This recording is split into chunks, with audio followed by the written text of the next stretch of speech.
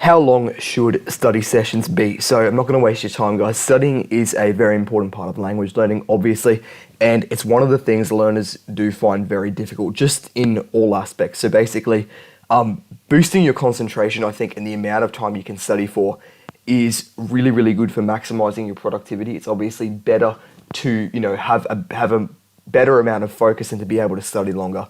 I don't know where I was going with saying that, but basically this video is a guide to setting the right length of study periods for you and boosting your focus within them.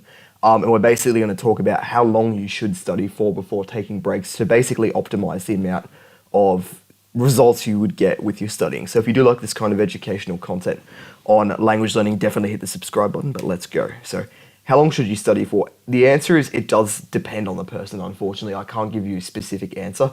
I can give you rough ballpark answers, but this video is going to be the most useful for you if I break it down into two parts. So it depends on your mental strength and it depends on your learning type. So I'm going to address both of these things, and basically it'll set you up for the best kind of learning system for you as an independent person. So by your focus, I mean your ability to concentrate before failure. Failure is just the point where you can no longer concentrate, like you need to take a break.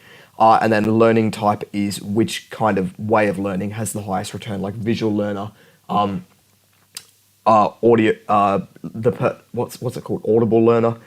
Yeah, we'll talk about all those things. So yeah, but first, what should you actually be doing to study? So just to a lot of people have the wrong idea with what study means. They think study means nose to the page, like writing notes down. I mean, it can do if you want, but that's not really what it means. So by study in a language, I mean either reading guides on grammar rules or things in the language, like websites, for example. I guess you can have textbooks as well, but websites probably a little bit more convenient, and then note-taking or watching video guides by native speakers explaining things. That's what I mean by studying. Studying is broadening your understanding of how the language works.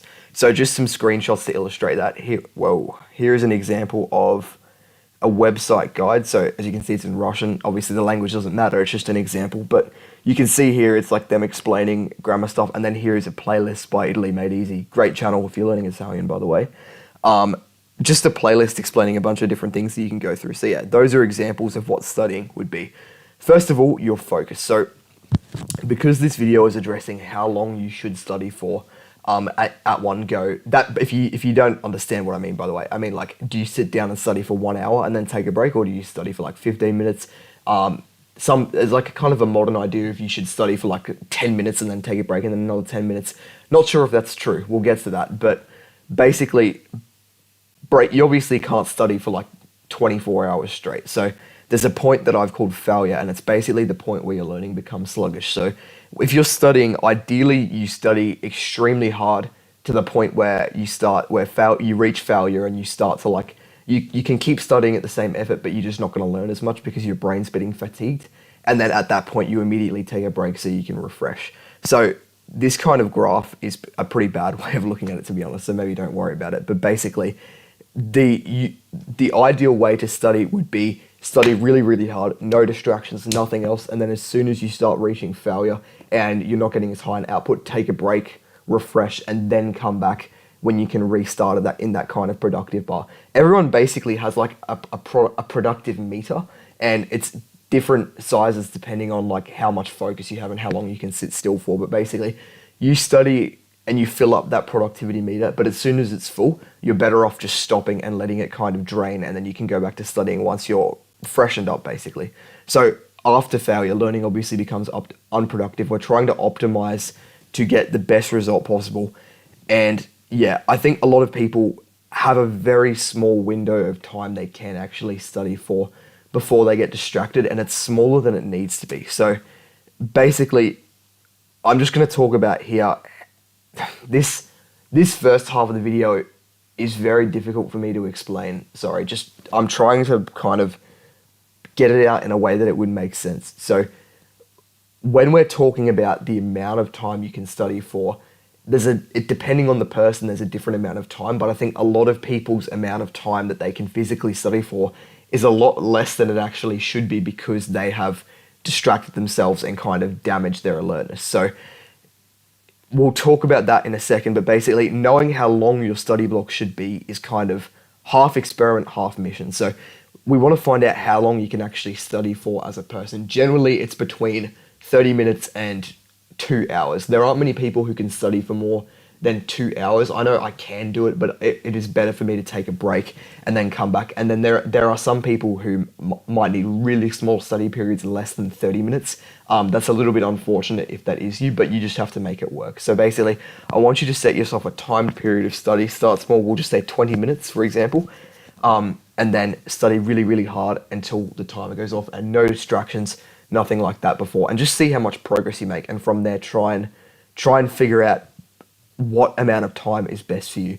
You'll know it's the right amount of time because if you go shorter than it, you'll feel like you could have studied more. You might actually pause the timer and then do a little bit more study. And if you go longer, you'll start to feel like sluggish, like you're not actually making any progress. So yeah, the second part is the mission, which is improving your concentration over time. So I'm just going to talk about things that can actually improve your ability to focus. As I said before, a lot of people are actually like the amount they can study is less than it should be because they're kind of inhibiting their focus. So removing distractions is a big one, getting rid of phone, anything like that, turning off notifications, boosting wakefulness. Wakefulness just means like the state of not being tired. So a lot of people, if you were to get up and study straight away in the morning, after you wake up, you might be a bit tired and sluggish, just because you've just, come out of bed. So things that you can do to boost wakefulness might be cold therapy, sunlight, drinking coffee, etc.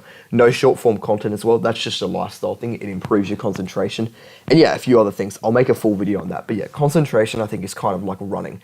So we want to be able to run faster, and we also want to be able to run for longer. Those are kind of the two areas of running: speed and then stamina. Run faster, get more done, run longer, focus for a longer amount of time. And yet most people can concentrate for at least 20 minutes, so I'd recommend you start with that. If that's too hard, then you can just reduce it and then work your way up from there. That's the kind of difficult part of this video over. Now we're going to talk about learning type, and I think this is very useful. So different people have different learning strengths. You've probably heard about this before, and this will basically impact the amount of time you can do a certain task for. So you might think that you're a person who can study for 30 minutes, and that might be true, but it also depends on how you're studying. So for example, if you're an auditory learner and you think you can study for 30 minutes because you've been reading guides, for example, you might actually find you can study for an hour, because when you do the thing you're actually supposed to be doing, just based on your learning type, you can actually go for longer. So the main learning styles are visual learner, auditory learner, read, write, kinesthetic, and combination. We'll talk about all of these things and how to figure out which learning style works for you. So reading, writing first. If your learning style is like you find you'd learn best from reading stuff and having it displayed to you like this, like sentences and that kind of thing, you're probably a reading, writing learner. And these people do benefit from reading. So you should probably focus more time on reading like website guides and maybe even grammar textbooks if you can. I wouldn't recommend buying them because it's like expensive and tedious, but you can find websites online explaining grammar. So yeah, auditory, I'm not going to play a soundbite, but auditory is basically just a video, something like this, where someone's explaining something to you. Visual learners, a little bit kind of hard to explain, so I just had pictures because that'll kind of help.